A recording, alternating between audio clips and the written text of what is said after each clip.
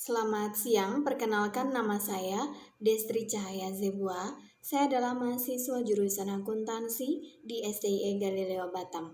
Pada kesempatan ini, saya ingin mempresentasikan hasil dari project based learning saya dalam mata kuliah akuntansi pajak di bawah dosen pengampu Ibu Merlin Julianti SAK MAK dengan judul Akuntansi Pajak atas Aset Tetap pada PT Satnusa Persada Tbk tahun pajak 2023. Daftar isinya terdiri dari pendahuluan, kemudian landasan teori, pembahasan, dan penutup. Yang pertama dari pendahuluan, mengapa aset tetap menjadi komponen penting dalam akuntansi pajak penghasilan badan? Kita lihat dari latar belakangnya. Pentingnya aset tetap. Aset tetap itu merupakan komponen utama dalam struktur kekayaan perusahaan, terutama pada perusahaan manufaktur yang sangat bergantung pada mesin, bangunan, dan peralatan produksi. Nilai aset tetap yang besar itu menyebabkan perlakuan akuntansi dan perpajakannya memiliki dampak signifikan terhadap laporan keuangan dan besarnya pajak penghasilan. Perbedaan dengan perlakuan adalah dalam praktiknya seringkali terjadi perbedaan perlakuan antara akuntansi komersial dan akuntansi perpajakan, khususnya dalam hal penyusutan aset tetap. Sehingga perbedaan ini menimbulkan koreksi fiskal yang harus dilakukan dalam perhitungan PPh badan. Studi kasus yang saya ambil adalah PT Satnusa Persada Tbk yang merupakan perusahaan manufaktur elektronik di Batam yang memiliki aset tetap dalam jumlah besar serta terdaftar di Bursa Efek Indonesia dan laporan keuangannya tersedia secara publik. Data studi ini diambil tahun 2023, tahun pajak 2023. Identifikasi masalah dan tujuan penulisan. Yang pertama adalah bagaimana konsep aset tetap menurut teori dan ketentuan perpajakan, lalu bagaimana metode dan tarif penyusutan aset tetap secara fiskal, kemudian bagaimana perlakuan revaluasi aset tetap dan dampak pajaknya, dan bagaimana pengaruh penyusutan dan revaluasi terhadap PPh badan. Bab kedua, landasan teori, yang merupakan konsep dasar aset tetap dalam perspektif akuntansi perpajakan.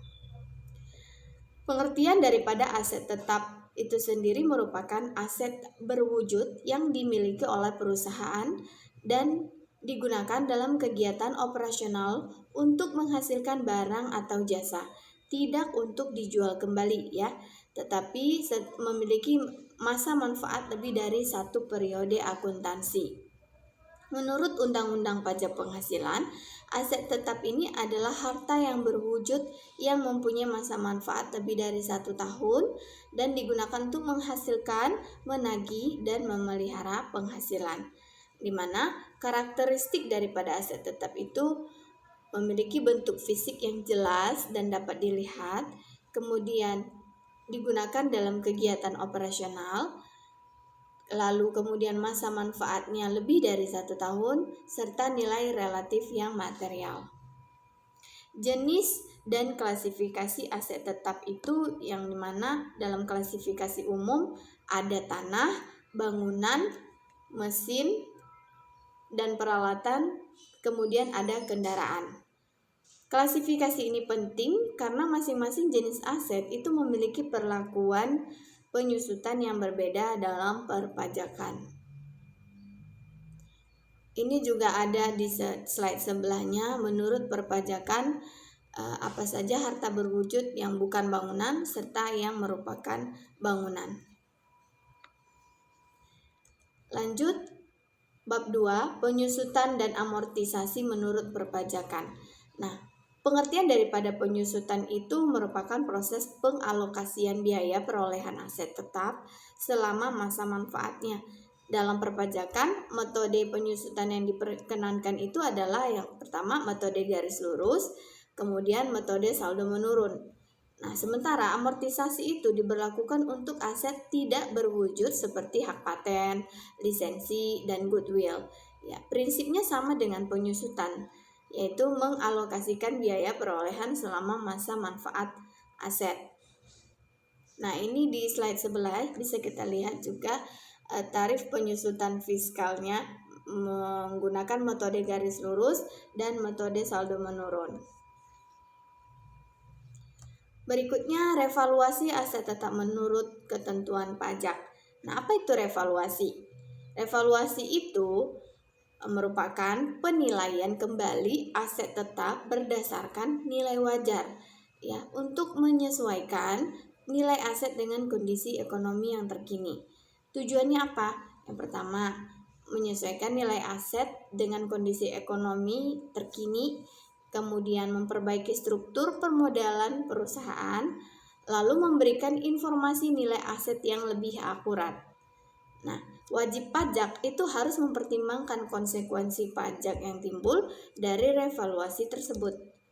Nah, pajak final revaluasi tetap diatur melalui peraturan Menteri Keuangan, dikenakan pajak penghasilan final atas selisih lebih revaluasi itu 10% yang tidak dapat dikreditkan terhadap PPh badan. Nah, formulanya ada di slide paling bawah, kanan bawah.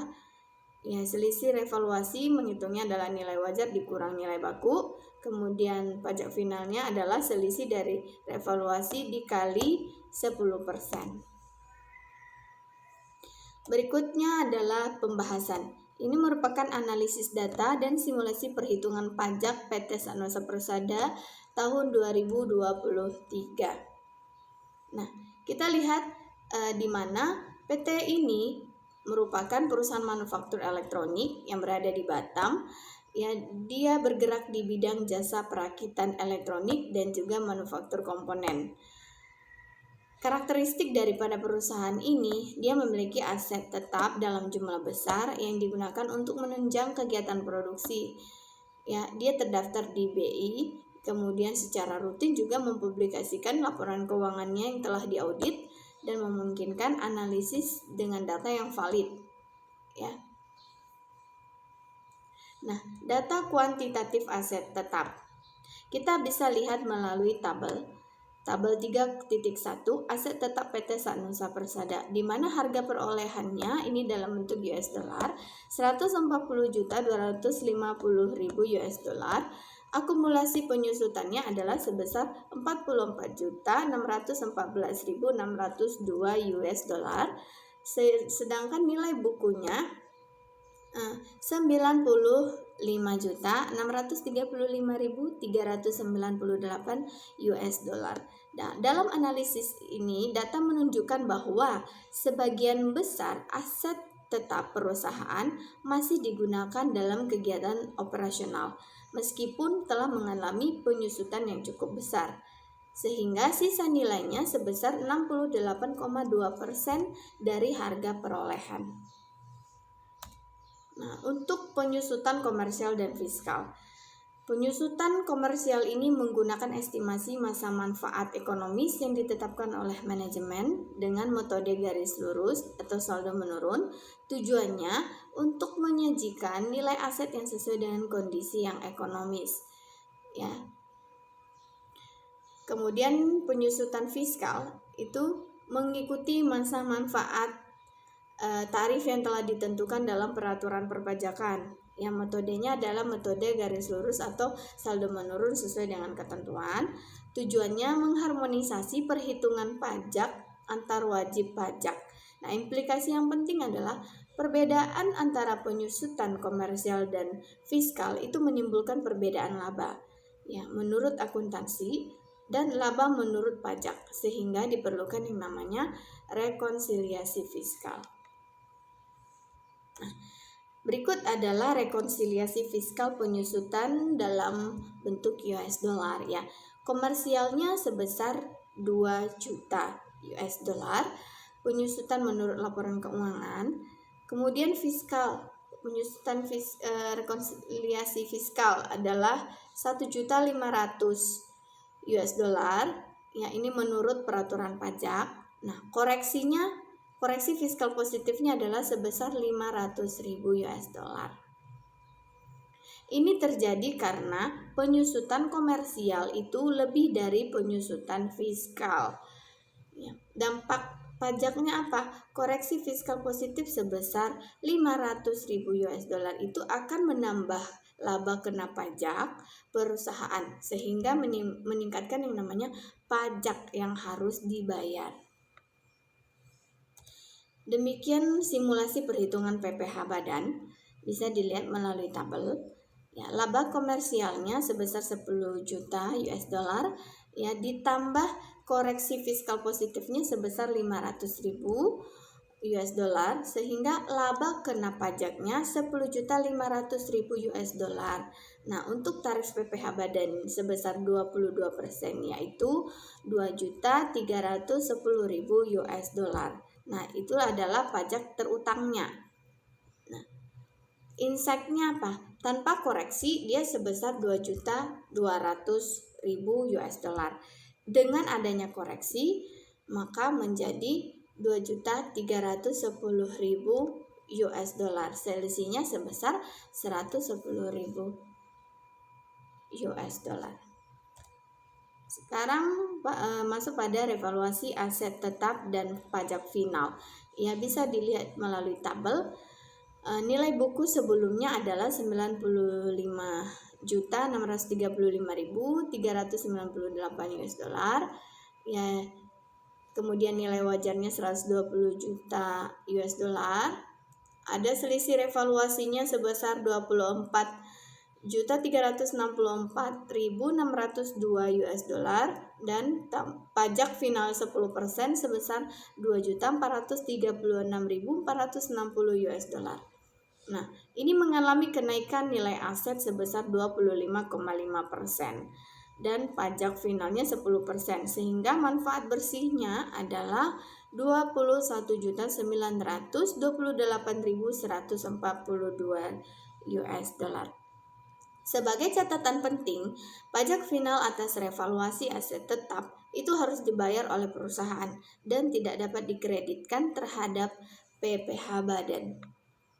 Nah, sebagai penutup, kesimpulan dan rekomendasi untuk praktik akuntansi pajak.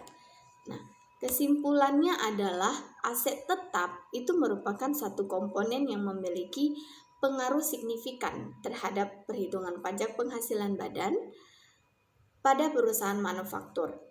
Nilai aset tetap yang besar menyebabkan perlakuan penyusutan dan revaluasi menjadi faktor penting dalam menentukan besarnya laba kena pajak. Ya, di mana ada perbedaan penyusutan, ya pentingnya yang namanya ketelitian dan dampak revaluasi. Sebagai kesimpulan akhir, penerapan akuntansi pajak atas aset tetap itu memerlukan yang namanya ketelitian, ya, konsistensi serta pemahaman yang baik terhadap peraturan perpajakan agar perusahaan dapat memenuhi kewajiban pajaknya secara benar dan efisien. Saran dan referensi, ya. Saran bagi perusahaan yaitu melakukan yang namanya pengelolaan aset tetap secara tertib, ya, dan terdokumentasi dengan baik. Evaluasi kebijakan penyusutan secara berkala juga agar sesuai dengan ketentuan, serta mempertimbangkan analisis manfaat dan biaya serta komprehensif dalam revaluasi. Nah, bagi akademisi, mungkin makalah ini dapat menjadi referensi pembelajaran praktis akuntansi pajak, ya, kemudian analisis dengan periode lebih panjang untuk penelitian selanjutnya, dan bandingkan beberapa perusahaan sejenis, ya, untuk gambaran yang lebih luas. Untuk daftar pustakanya saya lampirkan di bawah, ya. Demikianlah hasil dari presentasi saya dalam mata kuliah akuntansi pajak ini. Saya mohon maaf apabila ada kesalahan dalam pembuatan makalah serta slide PowerPoint, ya, untuk presentasi saya dan juga dalam penyampaian saya dalam presentasi ini. Akhir kata saya ucapkan terima kasih. Selamat siang.